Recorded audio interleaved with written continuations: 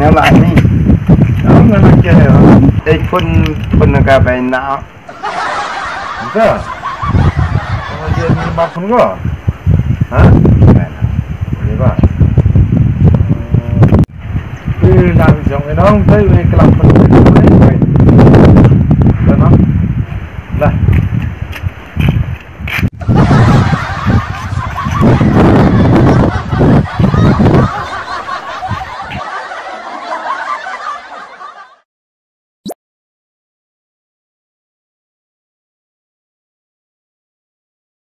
Hả? Thì anh chị thầy. Lên. Tiếp po. Tiếp po. Sao thở cái làm này. Tiếp po lên mà. Tiếp po mau lên mà. Tiếp po Jose. Aklim kita này semua. Nampak ya aklim teh. Kimit mai. Kimit banyak. Ni apa? Hai. Ông tiếp sắp mệt lại chúng. Kamu? Ông tiếp sắp mệt lại ở chúng. Hai vậy chứ. Ba. Hai bạn. Hai ra ba con po. Kamu? Hai ra ba con po. Em cũng phải con po. Em phải ngaku em phải con rất. Hả? Ngày itu kan meja, kan em pagi kana. Ngapi ngai ya? Teh kir ngayop ya suka pay. Ngalah no. Teh apa ya nonte? Hả? Apa ya nonte lihat suka ngapi le? No. Hinet. Met. Tu sajat nganang. Mo. Ta. Adam sa. Ta. Mo. Phải thì đam surat tulah ra. La em an dapat do. Yung phê ye. Yo pho tu bo wa.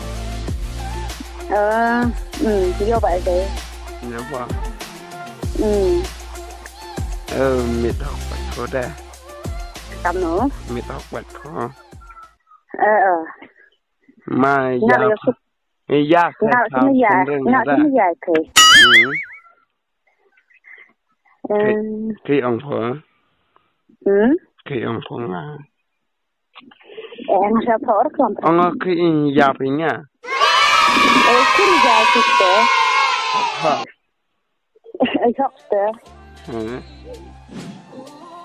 Punya biru ông rel. Ngà cho chú.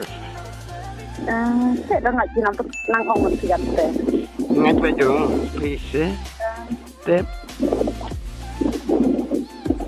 Mana mau bikin lah. Mau bikin sen. Ini siapa orang? Oh mau bikin. Yang mar bikin? Dah siap sen tu semua. Itu mah ada dua besian itu dah nanglut udan kejan yang resnya ada tiga orang prinsen teh. Tapi besian. Terbaik apa? Terbaik teh. Ha. Dah. Ha? Học ông pha. Kelam dirap he sang power. Oh ông pha chung. Dah. Thôi. Kamu? He. Siapa orang kelam? Ông he lampa. Ha. Ya vậy đúng à? Iya bác. Iya nhỉ. Đập là vẫn phát. Nếu là. Cắt tới được thì đó hả? Cắt tôi lần té. Thìวันนั้นหิเม็ดน่ะ เบ็ดจานละวันพา ที่เบ็ดกับที่เบ็ดที่เบ็ดแต่ทำรำวันน่ะละวันพา hỏi vậy sửa lạiวันmình ở đây pin hỏi vậy chừng quan liên quan bộ trả lao nó hả Điềm